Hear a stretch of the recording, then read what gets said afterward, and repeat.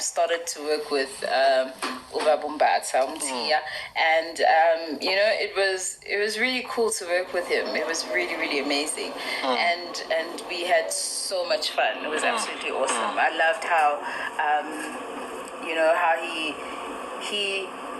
I think he was the first person that actually said, there's more to music than just singing. Okay, now the reason why I wanted to make a reference to this here is to show that there is growth. You think you know, but there is growth. Saw that he was just singing, and so he was like, Miguel, there's a little bit more here. And I just loved this particular point that he brought up, or the particular point that she brought up in this interview, which is why I'm going to make a reference to this particular interview. It's by Gospel Chats with Neo. I've only just seen this video. As I'm talking to you, I was scrolling on the feed right here and seeing all kinds of video recommendation that YouTube was giving, and bam, I stumbled on his video posted about 12 hours ago. So go check it out. I'll leave it down in the description below. On the pinned comments, it's the videos that I've made for today, and so you can watch those, then come back and then go watch his video. But this video is a really, really good interview. The guy is a really great interviewer. He seems to know the person he's interviewing as well, this particular point that I'm saying, she makes a reference about how her work relationship with Pastor but helped her grow. I really feel like he was the hardest on me, vocal-wise, and I thank him for that. I was about to say maybe he saw the potential in you. Did. He made sure, like to the T. And it started with recording the Bambelela project, and it got even worse when I joined Joyous Celebration. You know what he would do? After every show of Joyous, he would get a recording of that. And specifically my song, and then we'd go to his car, and then he'd play it in his car. And then he'd say, "What do you say? What do you think? How do you think you did?" I'd be like, is this a trick question? Is this a trick question? I'm like, I think I did okay. He's like, "Are you sure?" Okay, maybe not so great. He's like, "Yeah, you can do better." And then literally we would go through line by line, and he'd pause and he'd say, "How could you have done this better? How could you have sung it better? Content-wise, what could you have said? You said too many years. Multi-year, what does that say?" Taking a look at her content, like what was inside the content. What were you saying here? What were you saying? You said this. Oh ho, and so what is oh ho?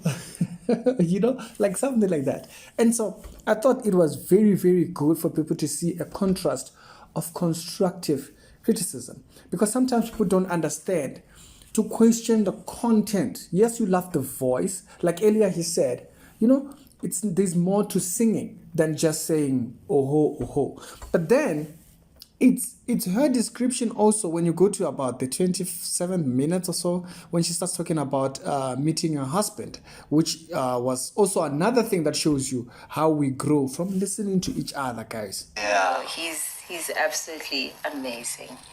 He is. You have your list of things that you have. Woody, I want a guy like this. I want a guy like this. I want a guy like this. I want a guy like this.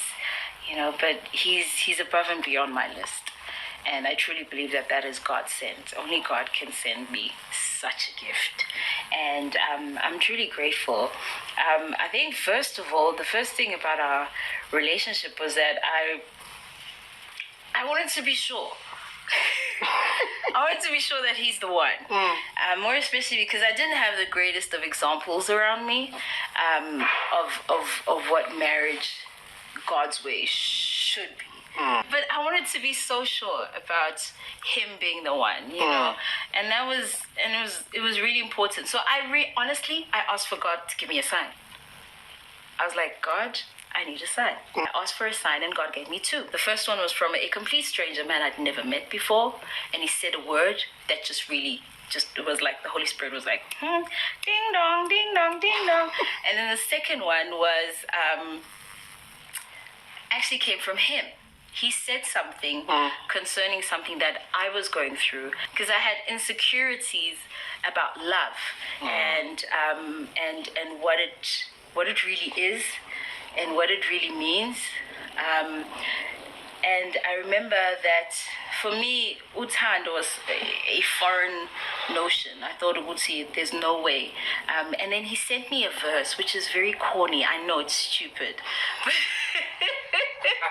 It's extremely corny. And then he sent me a verse this one day. I think it's from the book of John, First John, if I'm not mistaken, where it speaks about love being fearless. Fearlessness of love. And that's how we should love one another. And then he sent me that verse and he said, I love you without fear. So he sent her that verse and he said, I love you without fear, in reference to that verse. And this particular 2 points were so key. Okay, I'm going to play a little bit of a reaction to that. When you think you know, okay, I know what my talent looks like or how my growth should look like, there's always people that have been that journey or that walked that journey and they might correct you on it. It's the first thing to take. Number 2, she had to really look at what she was getting. Okay? Sometimes people have a construed picture of love, and so they need other people. They see other people. And when they see other people, they get it. It clicks. Makes sense now. So for her, that gave her that confidence in knowing that she could rely on it, loving without fear, right? Because if you think of it, if you were hurt on your previous relationships, and that dictates every single other person that you deal with or every other single person that you have a relationship with going forward, that past has dictated what your perception of fear within these relationships would look like. You're always going to act cautiously, and when you're acting in cautious state, and I'm not saying people should just be unawares or whatnot. No, I'm just saying that there is an aspect of being able to love another person that requires you not to be thinking of this person might hurt me in order for you to fully express it. Because personally, to be honest with you, that's maybe my perspective. We might differ on this one. I feel like you would not be able to heal from it. If you had a relationship that was terrible and you passed and then now you are moving on, right? You would not be able to heal as long as you never ever gave yourself into it. Nowadays, it's me. I didn't feel this, I didn't feel that, I didn't feel this, and so I left. Okay? It's never really what was I giving to thingy. Okay? And as a result of this has made our view on relationships very self-centered. And because if I am not regretful of having loved you enough, I am not going to be regretting what could have changed in that situation. I know, okay, no, wait, that person was the one who was doing badly. That person was the one who just didn't want me in their space, right? Because I gave my...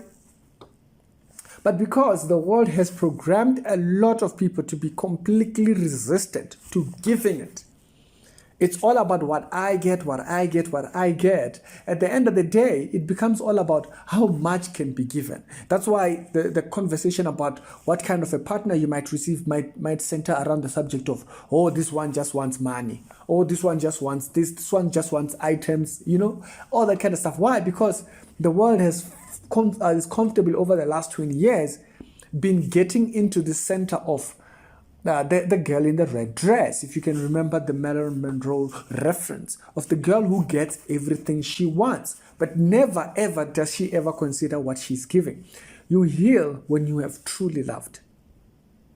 And so I thought those 2 points that were in this conversation, on this interview, actually highlight that. Of course, I'm extending it, but then you guys can go over there and check out the rest of the video. But I thought it was an interesting thought to actually express here, is that when we are here dealing with how to move forward, you were hurt previously, but you don't want to drag that experience forward. You have learned, right? Yes, but you don't want to drag that forward, because then you will reflect that on everybody else that you meet. You will reflect that in all other relationships that you get going forward. It hinders you because you never truly loved. If you allow the world to continue to center you around what you're getting in spite of what you yourself are giving into it. I thought that was very interesting, that particular point, to say to fearlessly love or to approach relationships with fearlessness of love, it's the one way to go. And it actually teaches the other person just about the same way. I thought this was interesting. I hope I did make a reference to the channel, and you can go check it out. It's the Rick Shirley Show with the Daily Christian Commentary videos. You have to change Alendava. You have to change the way the format or the way people are communicating about these things. The world has its own message. People get hurt when they come out here teaching things. That's why the Bible warns against old wife tales. Yes, just in case you were not clear on what that verse is about. Yes, it's talking about people that are hurt, that learn the bad things, but can't tell you anything of the positive of what to give into it, to build it. There are women that build their husband. The movie, A Case for Christ, that movie is actually shows you exactly the same thing. The husband was an atheist, the wife was an atheist, but she becomes born again, and the wife, through her conviction and her love towards her husband, gets the husband investigating to disprove his wife, and guess what he finds? He finds the evidence for the gospel overwhelming, and that leads him to Christ himself. And so this thing, it's very important for people to see it. When they see it, when you are expressing it, okay? And unfortunately, for the way the world is going, they are trying so hard. For a certain extent, you can say they are almost successful at just getting women used to receiving without what they give. And as a result, it hinders. So she had a list, she had all this, she had a checkbox and everything. And when she perceived this thing from her husband, where to approach love not with this fear of, I might be hurt here, she started to see another angle. And at the same time, it grows her if she's open to that. When you look at the relationship with other people, like advice about, you know what, I think you're just singing right now, but you're not conscious of what you're singing. But if you're not open to that conversation, it hinders those kind of conversations coming from that. Yeah, tell me what you think. It's a reality show, the Daily Christian Commentary videos, and I will see you on the next episode down in the pinned comments. You can check the full video down in the description below.